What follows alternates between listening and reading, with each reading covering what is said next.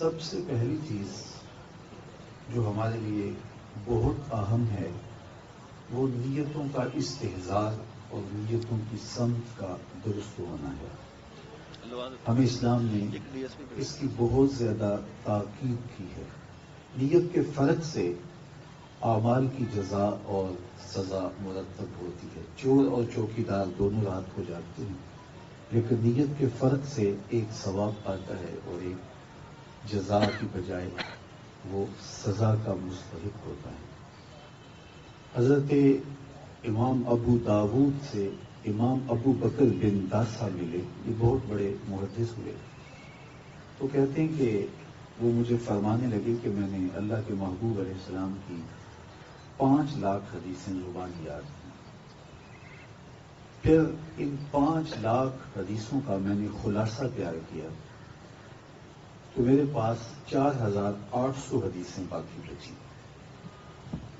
زہد، مناقب، فضائل، قصص اور پچھلی امتوں کے حالات پر مشتمل جو حدیثیں تھیں میں نے ان کو الگ کر دیا، اور جن احادیث سے مسائل شرعیہ کا استنباط و استخراج ہوتا تھا اور احکام ثابت ہوتے تھے میں نے ان کو الگ کیا تو میرے پاس رہ گئی صرف 800 حدیثیں۔ 5 لاکھ احادیث کا خلاصہ 4800 حدیثیں اور 4800 احادیث کا خلاصہ 800 حدیثیں۔ کہتے ہیں پھر میں نے ایک ان کا مختصر خلاصہ تیار کیا تو میرے پاس آئیں 4 حدیثیں، اور ان 4 حدیثوں کے بارے میں وہ فرماتے ہیں کہ یہ اساس الاسلام ہے، اسلام کی جڑ ہے، اسلام کی بنیاد ہے۔ ان میں سے ایک حدیث انما الاعمال بالنیات، اعمال کا دار و مدار نیتوں پہ ہے۔ بعض محدثین نے اس کو ثلث دین قرار دیا، دین کا تیسرا حصہ یہ حدیث ہے۔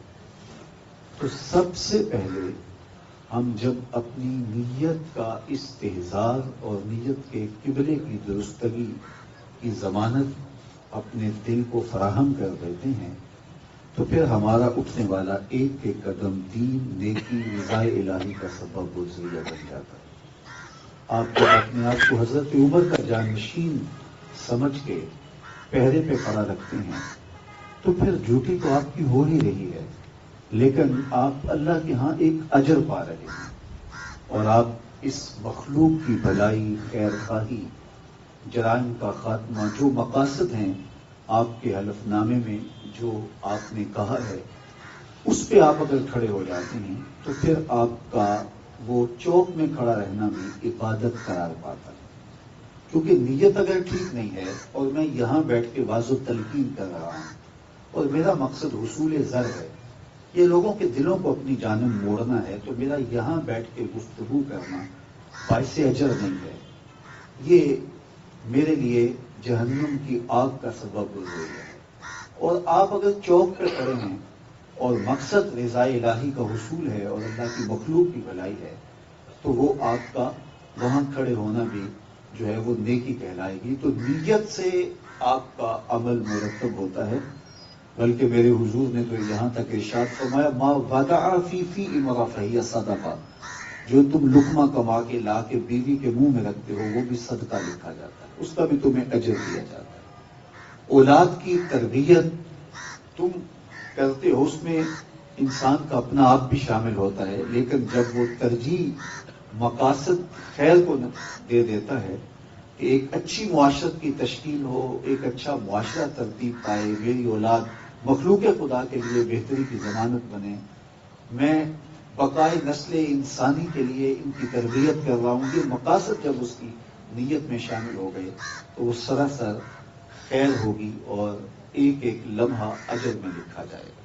تو آپ لوگ، میں جانتا ہوں کہ ان حالات کے اندر بھی جبکہ ہر سب بم پھٹ رہے تھے تو اپنی جان کو ہتھیلی پہ رکھ کے چوک میں کھڑے ہوتے تھے، مسجدوں کے دروازوں پہ کھڑے ہوتے تھے، دفاتر کے دروازوں پہ کھڑے ہوتے تھے، اور کتنے لوگوں نے شہادتیں پائیں۔ تو یہ ایک مشکل کام تھا، لیکن نیت کے حسن سے وہ مشکل کام اللہ کے ہاں اتنے اجر کا سبب اور ذریعہ بنا۔ لیکن اگر نیت میں فرق آ گیا تو آئیے سنیے، حضرت ابو امامہ الباہلی رضی اللہ تعالی عنہ حضور سے پوچھتے ہیں، ایک شخص اس لیے جہاد کرتا ہے کہ الہ کلمات الحق ہو، اللہ کے دین کا جھنڈا اونچا ہو، لیکن ساتھ یہ بھی کہ چلو میری ناموری بھی ہوگی، میری شہرت بھی ہوگی، تو کیا اس کو اجر ملے گا؟ تو میرے حضور نے فرمایا فلا شیء لہ، اسے کوئی اجر نہیں ملے گا۔ تو یہ سمجھے شاید میں اپنا معافی ضمیر بیان نہیں کر پایا، تو دوبارہ عرض کی حضور اس کا مقصد اللہ کے دین کے جھنڈے کو اونچا کرنا ہے، لیکن یہ ساتھ بات ہے کہ چلو میری ناموری بھی ہوگی، شہرت کے جھنڈے بھی لگیں گے، تو اگر نہیں نے فرمایا فلا شیء لہ، اسے کوئی اجر نہیں ملے گا۔ تیسری مرتبہ انہوں نے پھر پوچھا کہ شاید میں سمجھا نہیں پایا، تو پھر عرض کی تو حضور نے پھر فرمایا فلا شیء لہ، کوئی اجر نہیں ملے گا، اور فرمایا اللہ صرف اسی عمل کو قبول کرتا ہے جو محض اس کی رضا کے لیے کیا جائے۔ شہادت جیسا عمل بھی اگر نیت کا فرق ہو تو برباد ہو گئے۔ قیامت کے دن جس طرح حدیث میں آتا ہے ایک قاری، ایک سقی اور ایک شہید پیش کیے جائیں گے اور انہیں جہنم کا حکم ہوگا، تو شہید کہے گا میں اپنی جان جیسی متائیں عزیز بار دی، تو فرمایا کہ تو نے جن مقاصد کے لیے واری تھی وہ تجھے مل گئے، لیکن تو نے میری رضا کا مقصود نہیں تھا۔ اسی لیے قاری عالم کو کہا جائے گا تو نام وری کے لیے، شہرت کے لیے، لوگوں میں مقبول ہونے کے لیے یہ سب کچھ کرتا تھا، وہ تجھے مل گیا، نذرانے بھی ملے، تجھے بہت محبتیں بھی ملی، لیکن تیرا مقصود میری رضا نہیں تھا۔ اس طرح سخی کو کہا جائے گا کہ تیری سخاوت کا سبب لوگوں میں ہر دل عزیز ہونا اور لوگوں میں مقبول ہونا، کہ تیری سخاوت کے جھنڈے لگ جائیں۔ وہ کسی زمانے میں ہوتا نا نیکی کا دریا میں ڈال، اب ہوتا ہے نیکی کا اخبار میں ڈال، اب تو نیکی کا فیس بک پہ ڈال۔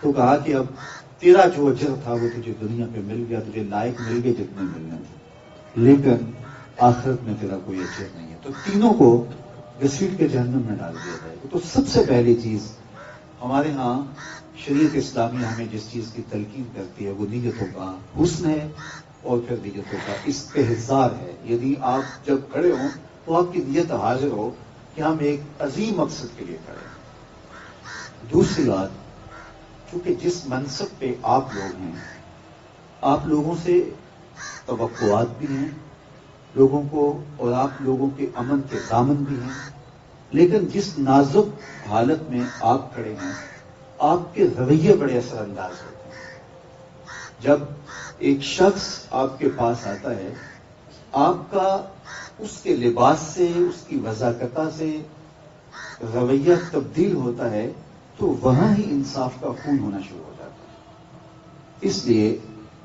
اپنے رویوں کو اپنے آنے والوں کے لیے جب آپ برابر رکھتے ہیں تو وہ چاہے پھٹے پرانے کپڑوں میں ہو، چاہے وہ علی نسل لباس میں ہو۔ ویسے تو ایک عربی کا مقولہ ہے الناس باللباس، لوگ لباس سے ہوتے ہیں۔ عمومی طور پہ جو رویے ہیں وہ یہ ہوتا ہے کہ جس طرح کی وضاحت ہو لوگ اس حساب سے عزت دیتے ہیں۔ شیخ سعدی فرماتے ہیں میں ایک مجلس میں گیا تو میرا لباس کچھ پھٹا تھا، حالت پراگندہ سی تھی، تو انہوں نے مجھے بیٹھنے نہ دیا۔ تو میں خیر گھر گیا، لباس تبدیل کیا، کلف لگا، لباس پہنا، سر پہ شبلے والی پگڑی باندھی اور ہاتھ میں لاٹھی پکڑی اور پورے اہتمام سے آیا، تو وہ حضرت آئیے بیٹھیے بیٹھیے، تو میرے سامنے انواع اقسام کے کھانے رکھے۔ تو حضرت شیخ فرماتے ہیں میں لقمہ اٹھاؤں اور ایک جیب میں اور بوٹی جھاڑوں اور دوسری جیب میں۔ وہ مجھے دیکھنے لگے کہ حضرت یہ آپ کیا کر رہے ہیں؟ کہا صاحب آپ نے انہیں کو کھانا دیا، میں تو پہلے بھی آیا تھا، مجھے تو آپ کھانا نہیں دیا۔ تو عزت کسی کے انسان ہونے کے ناطے سے، نہ کہ اس کی حیثیت۔ فطرت بخاری کے پاس کوئی صاحب آئے تو انہوں نے کہا جناب بیٹھیے، تو اس نے کہا جناب میں اس علاقے کا ایم این اے بھی ہوں، تو انہوں نے کہا 2 کرسیوں پہ بیٹھ جائیے۔ تو لوگ اپنی حیثیت جتلائیں گے آپ کو، لیکن آپ ہر آنے والا آپ کے پاس انصاف کی بھیک مانگنے آیا ہے، امن کی بھیک مانگنے آیا ہے، تو آپ اس کی مدد کر سکیں۔ غریب کے ساتھ آپ زیادہ نرم رویے سے پیش آئیں گے تو اللہ کی اور رضا آپ کو نصیب ہو۔ میرے حضور کا رویہ ان لوگوں کے لیے جن کو کوئی پوچھتا نہیں تھا اتنا خوبصورت تھا کہ ایک خاتون آئی اور وہ مسجد نبوی کے دروازے پہ کھڑے ہو کے حضور کو ہاتھ سے اشارہ کرتی، تو آقا کریم علیہ السلام مصلی سے اٹھ کے اس کی بات سننے کے لیے جاتے ہیں۔ تو اس نے کہا میں نے آپ سے کوئی باتیں کرنی، فرمایا کیجیے۔ اس نے کہا یہاں نہیں کرنی۔ کہاں کرنی؟ مسجد نبوی سے باہر کھلی جگہ تھی، کہا آپ وہاں آ جائیں، میں وہاں آپ سے کوئی باتیں کرنی ہے۔ ادب کی دھوپ بھڑکتا ہوا ماحول اور حضور کا نازک بدن، کار نبوت کی اہم ذمہ داریاں، اور اس عورت کا توازن عقلی بھی کچھ ٹھیک نہیں تھا، اور اس نے جو حضور سے باتیں چھیڑی تو پھر بات چھوڑنے کا نام نہیں لے رہی تھی۔ وہ کیا کسی نے کی ہے نا، کہا ہے کہ اسی شوق میں کی ہیں تجھ سے ہزار باتیں، تیرا حسن تیرے حسن بیاں تک دیکھوں۔ پھر باتیں حضور سے ہو رہی ہوں تو کون مختصر کرے گا؟ اب گھنٹے لگ گئے، حضور سن رہے ہیں کان لگا کے، صحابہ کو بڑا غصہ آ رہا ہے۔ اس عورت کی بے مقصد سی باتیں اور حضور کا قیمتی وقت اور نازک بدن، خیر جب خود وہ اپنی باتیں مکمل کر کے جانے لگی تو غالباً حضرت عمر نے کہا حضور اس کا توازن عقلی ٹھیک نہیں ہے، اور لوگ اس کو دیکھ کے راستہ بدل لیتے ہیں، جس سے باتیں چھیڑتی ہے پھر جان نہیں چھوڑتی۔ آپ کا وقت قیمتی اور بدن نازک اور کار نبوت کی اہم ذمہ داریاں، اور اتنی دیر اس نے آپ کو کھڑا کیے رکھا، آپ ایسی ویسی عورتوں کی باتیں کیوں سنتے ہیں؟ اس کی تو کوئی بات نہیں سنتا۔ تو حضور نے فرمایا عمر پورے مدینے میں اس کی کوئی نہیں سنتا، میں بھی نہ سنوں۔ اور اس بڑھیا کو آواز دے کے کہا بڑھیا جب ٹکڑے زیادہ ہو جائیں جہاں مرضی کھڑا کر کے محمد کو اپنی باتیں سنا لے گا۔ تو رویوں کی خوبصورتی آدھا دکھ ختم کر دیتی ہے، اور ہم تو یہ پولیس کا امتیازی نشان سمجھتے ہیں کہ مجرم سے ہماری نفرت نہیں ہے، ہماری نفرت جرم سے ہے۔ تو مجرم کی اصلاح کی آخری حد تک کوشش اور اس کے ساتھ ہمدردی کا ایک جذبہ اس اعتبار سے کہ اس کبھی جرم سے بچ جائے۔ اللہ کے محبوب علیہ السلام کے پاس جب مائز ابن مالک آئے تو اس نے بہت بڑا جرم کیا تھا، تو حضور علیہ السلام نے انہیں 2-3 مرتبہ ٹالا، لیکن وہ بار بار خود اقرار کر رہے تھے۔ تو حضور نے فرمایا ٹھیک ہے ان کو لے جاؤ اور سنسار کر دو۔ اور جب ان کو سنسار کیا جا رہا تھا تو حضور علیہ السلام مسجد نبوی میں کبھی کھڑے ہو جاتے کبھی بیٹھ جاتے۔ تو کسی نے کہا حضور خود ہی تو آپ نے حکم دیا ہے اور خود ہی رو رہے ہیں، چشمان اقدس میں آنسو ہیں۔ تو میرے حضور نے فرمایا وہ میرا عدل ہے، یہ میری محبت ہے۔ مبتلا درد ہو کوئی عذر روتی ہے آنکھ، کس قدر ہم درد سارے جسم کی ہوتی ہے آنکھ۔ تو اس وطن کو، اس قوم کو، اس معاشرت کو سنوارنے کے لیے ہمیں ایک شفیق باپ کی طرح بننا پڑے گا، اور جب ناسور کاٹنا پڑے تو اس وقت ہمیں سختی بھی کرنا ہوگی، تاکہ اس جو ہے وہ ایسے شخص سے جس کا وجود اس قوم کے لیے، اس ملت کے لیے اور اس معاشرت کے لیے ضرر کا، نقصان کا سبب ہے، اس کے ضرر سے لوگوں کو بچایا جا سکے۔ لیکن اس شخص کی طرح جو نشتر مارتا ہے لیکن اس کا مقصد فاسد مادہ جات نکالنا ہے، نہ کہ مریض کے ساتھ ڈاکٹر کو کوئی دشمنی اور کوئی پیر ہوتا ہے۔ تیسری بات جو انتہائی اہم ہے، وہ میرے لیے بھی اہم ہے، باقی لوگوں کے بھی لیے اہم ہے، لیکن آپ جس جگہ پہ کھڑے ہوتے ہیں آپ کے لیے اور زیادہ اہم بن جاتی ہے۔ وہ یہ کہ آپ کے لیے جب رشوت کا راستہ کھولا جاتا ہے اور مجرم اپنے آپ کو قانون کی گرفت سے بچانے کے لیے ضمیر خریدنے کی کوشش کرتا ہے تو وہ ایک سخت امتحان ہوتا ہے۔ اس وقت اس مقام پہ کھڑا رہنا اور اپنے ضمیر کا سودا نہ ہونے دینا، یہ وہ سرخروئی ہے اور یہ وہ کامیابی ہے کہ جو آپ کو میٹھی نیند بھی دے گی، آپ کو قرار باطن بھی نصیب کرے گی، اور سب سے بڑی بات قیامت کے دن حضور کی شفاعت بھی نصیب کرے گی۔ جس شخص نے کسی شخص کے قتل میں آدھے جملے سے بھی مدد کی، قیامت کے دن وہ لازمی جہنم کی آگ میں جلایا جائے گا۔ اور اللہ کے محبوب علیہ السلام نے جبریل امین سے پوچھا مجھے جہنم کے عذابوں کا ذکر سناؤ۔ تو جبریل امین نے کہا حضور اخف العذاب، سب سے ہلکا عذاب جو جہنمی کو دیا جائے گا وہ یہ ہوگا کہ اس کے پاؤں میں آگ کے جوتے رکھے جائیں گے تو اس کا باقی بدن سلامت ہوگا، لیکن صرف پاؤں میں آگ کے جوتے ہوں گے، لیکن اس کی شدت، حدت اور گرمی اتنی ہوگی یغلی منہما دماغ ہوگی، دماغ پگھل کے ناک اور کانوں کے راستے سے باہر آ جائے گا۔ یہ اس عذاب کی کیفیت ہے جو سب سے ہلکا ہے، اور جو شدید ترین عذاب ہے العیاذ باللہ۔ ہمیں ہر صورت میں اپنے لیے رزق حلال پہ ہی اکتفا کرنا ہے۔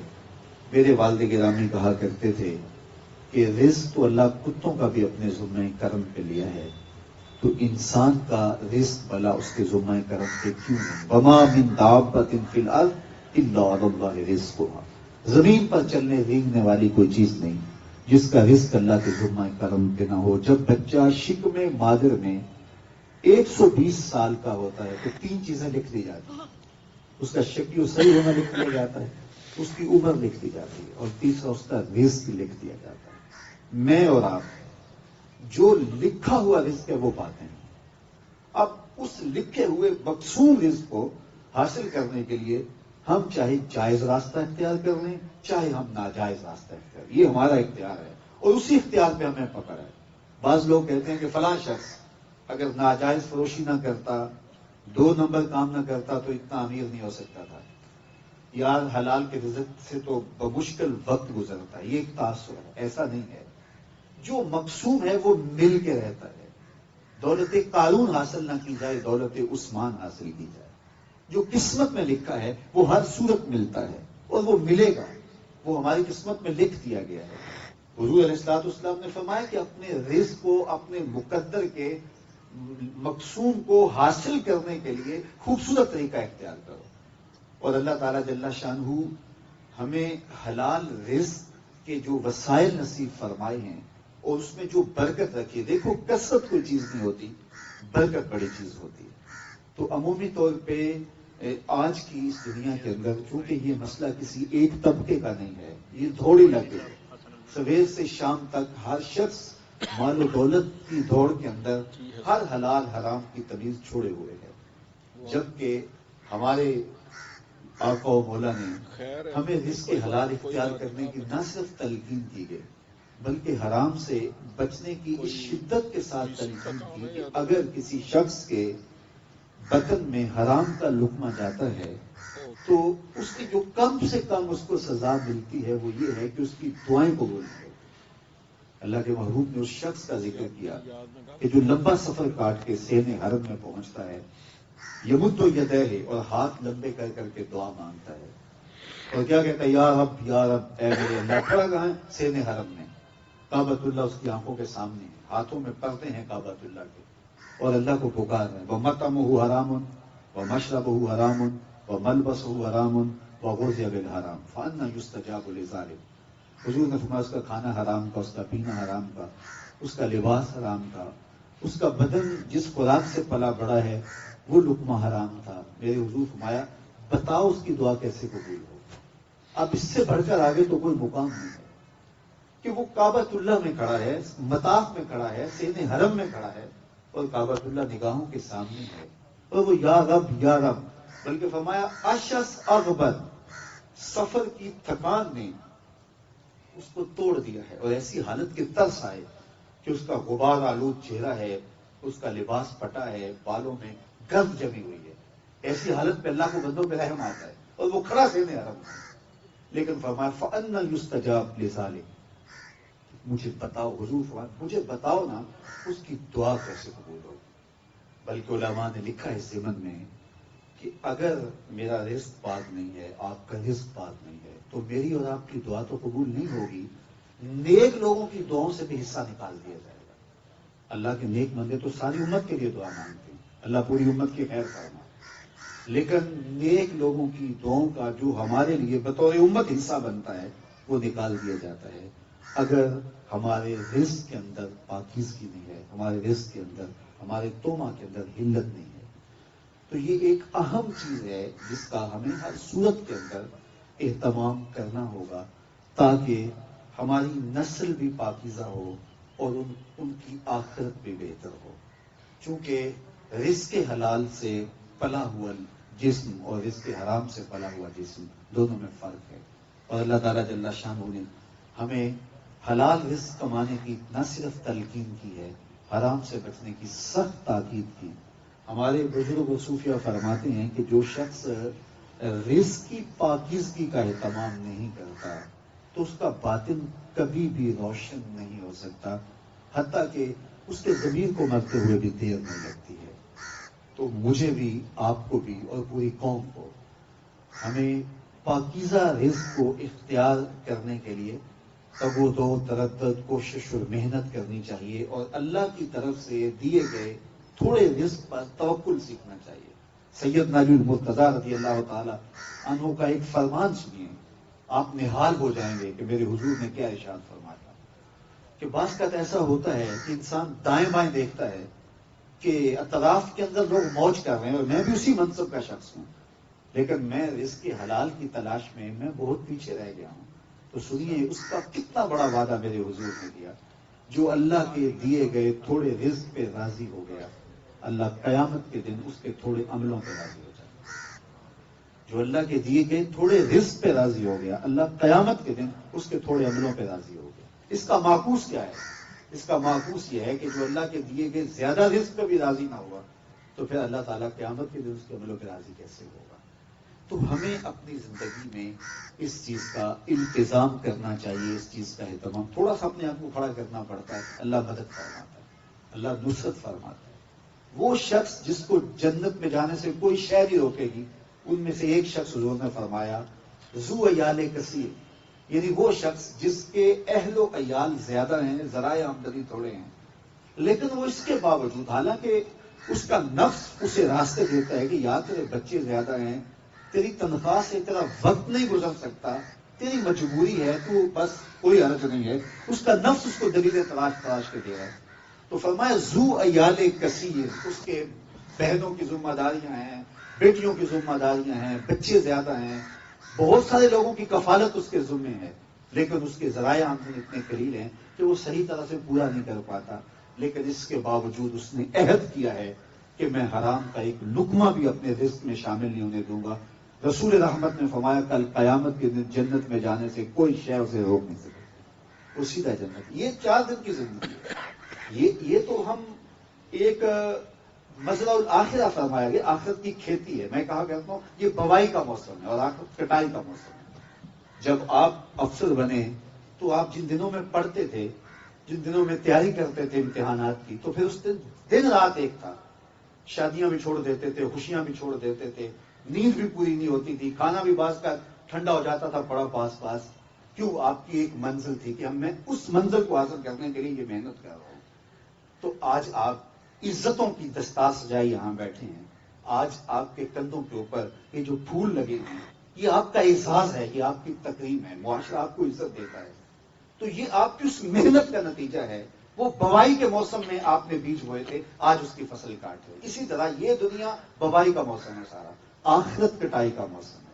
یہ ساری زندگی ہے کتنی؟ 50 سال، 60 سال، 70 سال کتنی ہوگی؟ یہی زندگی ہے۔ اور آخرت کا ایک دن 50,000 سال کا ہے۔ قرآن بتاتا ہے 50 سال کا نہیں، 100 سال کا نہیں، 50,000 سال کا ایک دن، اور یہ ساری زندگی 50-60 سال کی۔ اور پھر اس کے بعد بھی 50,000 سال کا دن گزرنے کے بعد مینڈے کی شکل میں موت کو لایا جائے گا، حضرت یحییٰ کے ہاتھ میں چھری دی جائے گی اور موت کو ذبح کر دیا جائے گا۔ موت کو بھی موت آ جائے گی، بلکہ حدیث پاک میں آتا ہے جنتیوں کو جنت میں جا کے ایک ہی خدشہ ہوگا کہیں موت نہ آ جائے، اور جہنمیوں کو ایک ہی امید ہوگی کہیں موت آئے اور جان چھوٹ جائے۔ لیکن جب موت کو ذبح ہوتے دونوں دیکھیں گے تو جنتی اتنے خوش ہوں گے کہ اگر موت کو موت نہ آئی ہوتی تو یہ خوشی سے مر جاتے، اور جہنمی اتنے مایوس اور نا امید ہوں گے اگر موت کو موت نہ آئی ہوتی تو یہ دکھ اور صدمے سے مر جاتے۔ پھر نہ ختم ہونے والی زندگی، اپنی زندگی، سرمدی زندگی، 50,000 سال کا ایک دن، پھر نہ ختم ہونے والی زندگی۔ اس زندگی کے مقابلے میں اس 60 سال 50 سال کی زندگی کو رکھو، جس میں بڑھاپے کے دھکے بھی ہیں، بچپن کی مدہوشیاں بھی ہیں، تیسرا حصہ سو کے بھی گزارا ہے، روزانہ 1 گھنٹہ واش روم میں بھی گزرتا ہے، 17-18 سال زندگی بنتی ہے۔ اس کو روزہ رکھ کے اگر ہم گزار رہے ہیں تو کتنی خوبصورت بات ہوگی۔ حضرت داتا گنج بخش علی اجمیری علیہ رحمہ کے شیخ خدلی، ان کا جملہ بڑا خوبصورت کشف الماجور میں لکھا، وہ فرمایا کرتے تھے دنیا یومن ولنا فیہا صومن، دنیا ایک دن ہے اور ہم روزہ رکھ کے گزار رہے ہیں۔ تو یہ تو گزر بھی جائے گی۔ دیکھیے ایک بندہ تخت پہ بیٹھ کے گزارتا ہے تو گزر تو اس کی بھی جاتی ہے، اور ایک ساری زندگی دکھوں میں، مصیبتوں میں، حالات کی تلخیوں سے لڑتا ہوا گزارتا ہے، زندگی تو اس کی بھی گزری جاتی ہے۔ وہ ماہ سیام آتا ہے نا، تو جب افطاری کے لمحے ہوتے ہیں تو آج کل وہ سیاسی جو ہے وہ افطاریاں بھی چلتی ہیں، تو ایسے لوگ بھی دسترخوان پہ بیٹھے ہوتے ہیں کہ جنہوں نے روزہ نہیں رکھا ہوتا، تو وہ بھی افطاری کے لیے آئے ہوئے ہوتے ہیں.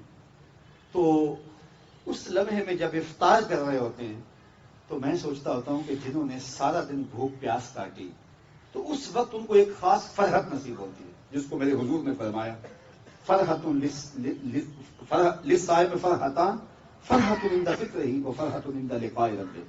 روزے دار کے لیے دو خوشیاں ہیں. ایک خوشی تب ملتی ہے جب وہ روزہ کھولتا ہے، اور جب تازہ مشروب اس کے حلق سے نیچے اترتا ہے، سارے دن کی پیاس کاٹی ہے، تو اس کی زبان بولے نہ بولے اس کا رواں رواں رب کا شکر بول رہا ہوتا ہے. ایک عجیب احساس ہوتا ہے. اور دوسری خوشی اسے تب ہوگی روزے کی جب اس روزے کے سلے میں اللہ اپنے رخ سے نقاب اٹھا دیتا ہے اور اپنا دیدار عطا کرے. اب ایک اس روزہ دار کو دسترخوان کو خوشی مل رہی ہوتی ہے، اور ایک وہ جس نے روزہ رکھا نہیں ویسے آ کے رسمن بیٹھا ہے، تو وہ بھی بظاہر تو روزہ داروں کی طرح ہی ہے، اور وہ بھی مشروب لیتا ہے، لیکن اس کو نہ کوئی روحانی فرحت مل رہی ہوتی ہے اور نہ اس کو کوئی جسمانی فرحت مل رہی ہوتی ہے. اور وہ سوچتا ضرور ہوگا کہ یار اس مزدور کا دن بھی تو گزر گیا، یہ دھوپ میں سارا دن مزدوری کرتا رہا اور اس کی بھی تو شام ہو ہی گئی، اور میں تو اے سی والے کمرے میں تھا، تو میں بھی اگر روزہ رکھ لیتا تو یار میرا بھی تو وقت گزر ہی جانا تھا. جب موت آتی ہے تو اس وقت بندہ سوچتا ہے یار زندگی تو گزر ہی جانی تھی، لیکن اس وقت ہاتھ ملنے سے کچھ نہیں ہوتا. آج وقت ہے، وقت پر کافی ہے قطرہ بھی آب خوش ہنگام کا، جل گیا جب کھیت برسا بھی تو پھر کس کام کا. آج موقع ہے، آج وقت ہے، آج رحمت کا دروازہ بھی کھلا ہوا ہے. وہ فقیر کھڑا تھا بازار میں رو رہا تھا، تو کوئی صاحب گزرے آپ جیسے، تو انہوں نے کہا کہ تم کیوں رو رہے ہو؟ میں پوچھتا ہوں ان سے کسی نے مارا ہے، تنگ کیا ہے، زیادتی کی؟ اس نے کہا نہیں بابو کوئی ایسی بات نہیں ہوئی، بس ان کے رویے نے تو لا دیا. کیا مطلب؟ کہا بس میں گزر رہا تھا، ان کو دنیا میں کھوئے ہوئے دیکھا، دل میں ترس جاگا، تو میرا خیال آیا کہ ان بندوں کے رب کی صلح نہ کروا دوں. تو پھر کیا ہوا؟ کہا میں نے اس سے بات کی، آواز آئی ایک آنسو سے سارے گناہ مٹا دوں گا. بڑا خوش ہوا. میں نے ان سے بات کی، لیکن یہ آگے کہنے لگے جا کام کر، تجھے کیا پتا دنیا کی لذتیں کیا ہوتی. تو میرا تو خیال تھا کہ رب اور بندوں کی صلح کروا دوں، وہ تو مان گیا، یہی نہیں مانے. تو مجھے ان کے رویے پہ دکھ ہوا اور میں نے رونا شروع کر دیا. خیر وقت گزر گیا. اگلے دن وہی پولیس مین، وہی افسر گزرا قبرستان کے قریب سے، تو دیکھا وہی فقیر، وہی بابا وہاں کھڑا ہو رہا تھا. تو پوچھا بابا بازاروں میں بھی روتا ہے، قبرستانوں میں بھی روتا ہے، آج کیا ماجرا ہے؟ کہا میری کہانی کل والی ہے. کہا کیا مطلب؟ کہا کل ان کے پاس گیا، خیال ہوا ان بندوں کی اور رب کی صلح کروا دوں، لیکن وہ تو مان گیا، وہ بندے ہی نہیں مانے. بڑا افسوس ہوا. خیر آج میں قبرستان نکل آیا اور میرا آج خیال ہوا ان کی اور رب کی صلح کروا دوں. تو بڑی دلچسپی سے پوچھا آج کیا بنا؟ کہا آج یہ مان گئے ہیں، وہ نہیں مان گئے. تو آج راوی، آج وہ کہتے ہیں نا کہ آج کھلے راوی نے، اور آج ایسے نوکڑے ٹوکتے نہیں. تو آج موقع ہے، آج میرے لیے بھی آپ کے لیے بھی فرصت ہے. مجھے ضرور ہماری زندگی میں بہت ساری کوتاہیاں ہوں گی، اور ہم نے یہ فرض عمل لے کے سب نے اللہ کے حضور پیش ہونا ہے. ایک ایک عمل ثم لتسألن یومئذ عن النعیم، اس دن ایک ایک چیز کا ہم سے سوال کیا جانا ہے. بندہ، اللہ تعالیٰ بندے کو اپنے سامنے سے ہٹنے نہیں دے گا جب تک 4 سوال نہیں کر لے گا. ان میں سے ایک سوال یہ ہوگا کہ رزق کمایا کہاں اور اس کو خرچ کہاں کیا. تو یہ میں نے بھی اس کے حضور پیش ہونا ہے. حضرت سری سکتی رضی اللہ تعالیٰ عنہ فرمایا کرتے تھے میں تو اس بات سے ڈرتا ہوں، حساب تو بعد کی بات ہے، میں تو اس بات سے ڈرتا ہوں اپنے رب کا سامنا کیسے کروں گا. اور اقبال علیہ رحمہ فرمایا کرتے تھے کہ میں تو اس بات سے ڈرتا ہوں کہ رسول اللہ کا سامنا کیسے کروں. تو غنی از ہر دو عالم من فقیر، روز محشر عذرہائے من پذیر، گر تو می بینی حسابم ناگزیر، از نگاہ مصطفیٰ پنہا بغیر. اے اللہ میں قیامت کے دن تیرے محبوب کا سامنا کیسے کروں گا. تو ہم ایک بہت بڑی عدالت میں پیش ہونے والے ہیں. تو یہ عارضی عزتیں اور یہ عارضی آسودگیاں یہ چند دن کی کہانی ہے. اللہ مجھے بھی، آپ کو بھی، میری پوری قوم کو سرخروئی عطا کرے اور ہم سب کو مقصد زندگی نصیب فرمائے. جو مقصد ہم لے کے آئے ہیں، جس کے لیے ہم آئے ہیں. یہ وہ اکبر الآبادی نے بڑی خوبصورت بات کی تھی، کیا بتائیں احباب کیا کارنمایاں کر گئے، بی اے کیا، نوکر ہوئے، پینشن ملی اور مر گئے. کہا یہ زندگی نہیں ہے. زندگی اللہ کے عرفان کو حاصل کرنے کا نام ہے. اپنی زندگی کو بامقصد بنائیں اور زندگی کو نور و نکھت سے مالا مال کریں. اللہ آپ کو اپنی رحمتوں اور کرم نوازی سے مالا مال کریں. آپ لوگ ہمارے وطن کا سرمایہ ہیں. آپ اپنی جوانیوں کو، اپنی اوقات کو، اپنی خوشیوں کو، میں دیکھتا ہوں جتنی ڈیوٹیاں آپ لوگ کرتے ہیں، 24 جو ہے وہ گھنٹے آپ آپ کو کھڑے ہونا پڑتا ہے. اللہ آپ کو اس کا صلہ دے، جزا دے. اپنے معاملات پر میں اور آپ غور کریں. میں بار دیگر اپنے محترم میزبانوں کا شکر گزار ہوں کہ جن کی وساطت سے آپ تک مجھے یہ میسج پہنچانے کا موقع ملا، ورنہ اتنے با اثر لوگوں کو اس ایک میدان میں، ایک ایوان میں، ایک چھت تلے جمع کرنا میرے لیے ممکن نہیں تھا. میری بات جو دل سے نکلی ہے اللہ کرے روحوں میں اتر جائے اور سب سے پہلے مجھے اور آپ کو اس کے بعد عمل کی توفیق دے. کار ما آخر شدو، آخر زما کار نشد، مشت خاک ما غبارے اونچائے یار نشد، و آخر دعوانا ان الحمدللہ رب العالمین. بہت شکریہ. اب آپ میں سے کوئی ان کا سوال